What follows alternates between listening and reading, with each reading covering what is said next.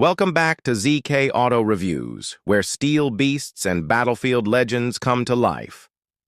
Today I'm going to take you on a journey, not just through the history of a tank, but through the thunder and fire of a time when armor meant survival and innovation meant dominance. Our spotlight is on a true titan of World War II, the Soviet KV-1, a tank so formidable in its early days that it left even the mighty German Wehrmacht scratching their heads. Sit back, because this is not just a review. It's the story of power forged in steel, and one of the most fascinating machines ever to rumble onto the battlefield. Let's wind the clock back to the late 1930s. Europe was tense, war clouds were thickening, and military minds across the world were busy reimagining what armored warfare would look like in the years to come. The Soviet Union had already experimented with various tank classes, but they realized they needed something new, something stronger, more resilient, and ready to punch through enemy lines while shrugging off hits that would rip lesser machines apart. And so, the groundwork was laid for a new breed of heavy tank, a machine that would become the KV-1. Named after Kliment Voroshilov, one of Stalin's closest allies and a key military figure, the KV-1 was not designed to be subtle. It was born to be a blunt instrument of war. The Soviet doctrine at the time emphasized breakthrough tanks, heavily armored giants that could lead an assault and absorb the punishment of enemy fire, while lighter vehicles followed behind. The KV-1 was created with this very purpose in mind, and from the moment it rolled off the production line, it was clear this was no ordinary tank. When the Germans launched Operation Barbarossa in June 1941, they expected quick victories. Their Panzer III and Ivor tanks had done well in Poland and France, and German commanders were confident they could slice through Soviet forces like a hot knife through butter. But then, on the battlefields of Eastern Europe, something changed. Reports came in of a Soviet tank that seemed impervious to fire. Anti-tank guns bounced off its armor, bullets ricocheted harmlessly. It took multiple direct hits just to slow it down. That tank was the KV-1. Imagine the chaos on the German front lines. Anti-tank crews firing in desperation, only to see the KV-1 shrug off their best shots and continue rolling forward like an unstoppable juggernaut. Infantry panicked. Commanders were bewildered. It wasn't just the armor that impressed, it was the way the tank seemed to radiate invincibility in those early encounters. And what a beast it was. The KV-1 weighed in at around 45 tons, clad in thick, welded steel armor that could reach up to 90 millimeters at its thickest points, nearly double what German tanks were fielding at the time.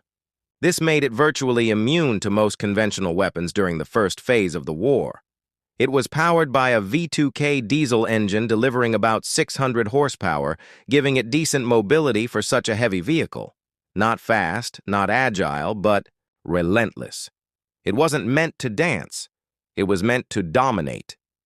Its main armament, the 76.2mm F-32, and later the improved ZIS-5, was more than capable of taking out enemy armor, bunkers, and infantry positions.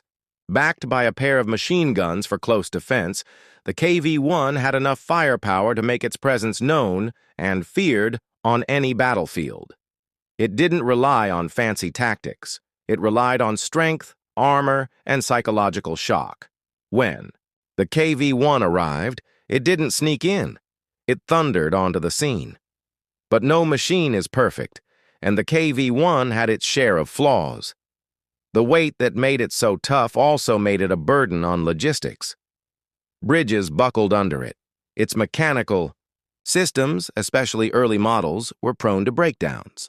The transmission was notoriously finicky, and the tank's heavy steering and sluggish maneuverability made it difficult to handle in tight conditions.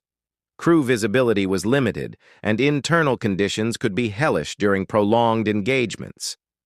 Still, when you're nearly invulnerable to enemy fire, these drawbacks felt like minor inconveniences in the bigger picture. One of the most remarkable moments in the KV-1's combat history came in the form of a single tank. Yes, just one, holding off an entire German column near the town of Raseiniai in Lithuania during the early days of Barbarossa. A lone KV-1 parked itself on a key road and disabled dozens of vehicles. German troops tried everything: grenades, anti-tank, guns, even 88mm flak cannons. And still the tank resisted for hours. That kind of stand tells you everything you need to know about the KV-1's battlefield reputation. It was more than just a tank. It was a wall of steel with a will of its own. As the war progressed, however, the Germans adapted. Newer, more powerful anti-tank weapons came into play. The legendary Tiger and Panther tanks arrived, and the KV-1's invincibility began to fade. Soviet designers responded with modifications, sloped armor, improved armament, and eventually transitioning to more advanced models like the KV-85 and later the IS series. But even as newer tanks took the spotlight, the KV-1 remained a symbol of early Soviet resilience and determination. What's particularly fascinating is how the KV-1 influenced tank design on both sides of the war.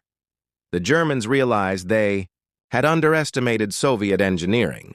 The idea that a tank could be so heavily armored and still mobile shook their assumptions and forced them to rethink their designs. The Tiger I, for instance, was in many ways a reaction to encounters with the KV-1. In pushing boundaries, the KV-1 also pushed its enemies to evolve. Production-wise, the Soviets built thousands of KV-1s between 1939 and 1943. Factories were moved, retooled, and rebuilt under fire. The sheer determination of the Soviet industrial machine during this period is staggering. And through it all, the KV-1 kept rolling out, ready for battle, ready to protect the homeland, and ready to inspire fear wherever it went. Today, several KV-1 tanks survive in museums, standing tall as relics of an era where steel was king, and survival was carved through fire. Walking beside one, you can't help but be humbled by its sheer size and presence. It's not sleek, it's not elegant, but it doesn't need to be. It wasn't built to impress, it was built to endure, and endure it did. The KV-1 is a reminder that sometimes brute force and raw determination are exactly what's needed in the chaos of war.